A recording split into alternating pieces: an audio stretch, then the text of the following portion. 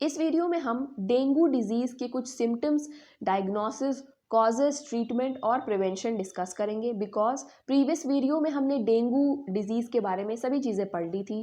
Dengue जो fever है, ये इसका पॉजिटिव एजेंट कौन है? तो डेंगू डिजीज़ हमें डेंगू वायरस की वजह से होती है।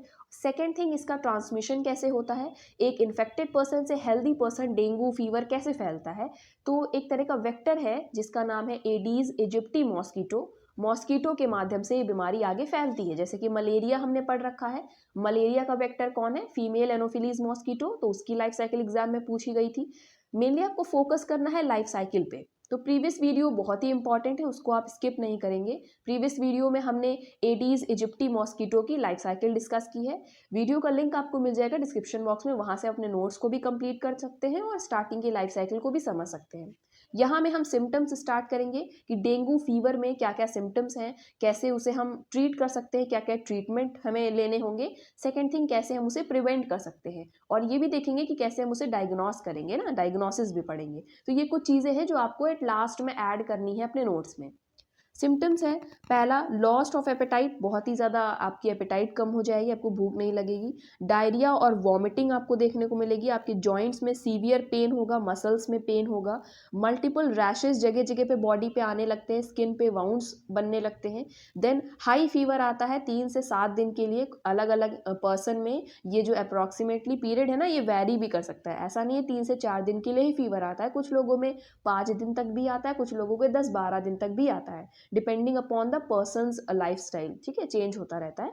तो फीवर भी एक कॉमन सिम्टम है। डायग्नोस कैसे करेंगे? Presence of dengue virus in blood cells can be diagnosed bye isolation of virus.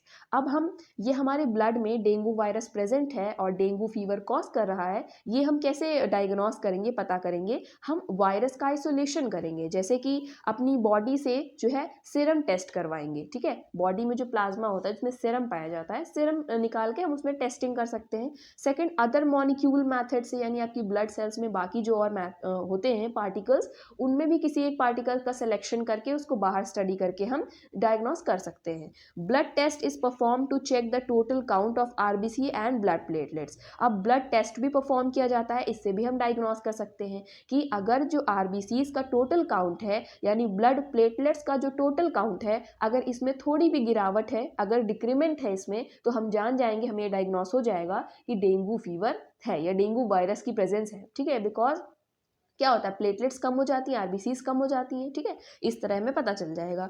Treatment के बारे में अगर बात करें, there is no definite treatment और specific medicine to treat the dengue infection.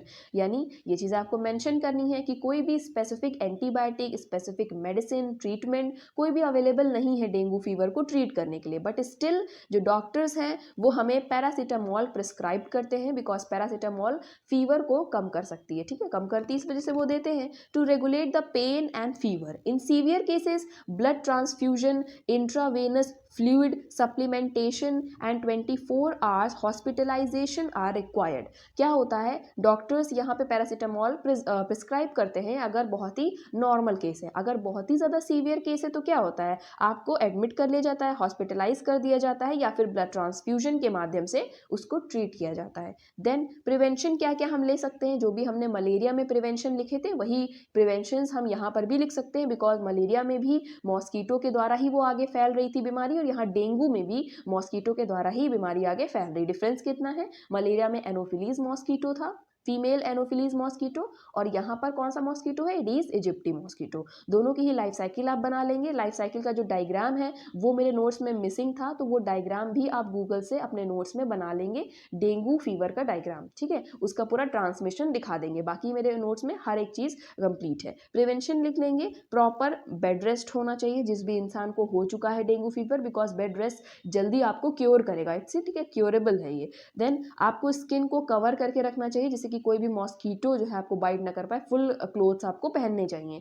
Then use mosquito repellents, traps and net. Mosquito repellents आते हैं market में, उनका यूज करना चाहिए। मॉस्किटो ट्रैप आते हैं, उसका इस्तेमाल करना चाहिए। मॉस्किटो नेट तो हर कोई यूज करता है, आपको उसको भी ध्यान रखना चाहिए। Keep the surrounding clean by removing all the waste and cleaning standing water. यानी आपके अगल बगल जो भी गंदा पानी कहीं ठहरा हुआ हो या साफ पानी भी ठहरा हुआ हो, तो ज़्यादा पानी भर के कहीं पर नहीं रखें, मतलब अपने बगल में जहाँ पर भी आप रहते हैं, ठीक है, तो क्या होगा इससे, वहाँ पर जो मॉस्किटो है वो अपने एग ले नहीं कर पाएगा ठहरे हुए पानी में। देन कोई भी वैक्सीन डेवलप नहीं की गई है, तो प्रिवेंशन ही आपको सिर्फ लेने होंगे। जैसा कि हमने पढ़ा था कि कोई भी एंटीबायोटिक या स्पेसिफिक वैक्सीन नहीं बनी है इसकी डेंगू फीवर की, तो आपको प्रिवेंशन से ही देखना है और डायग्नोस करना है अगर आपको कोई भी सिम्टम्स दिखते हैं तो, ठीक है। आई होप आपको यहाँ तक समझ में आया हो।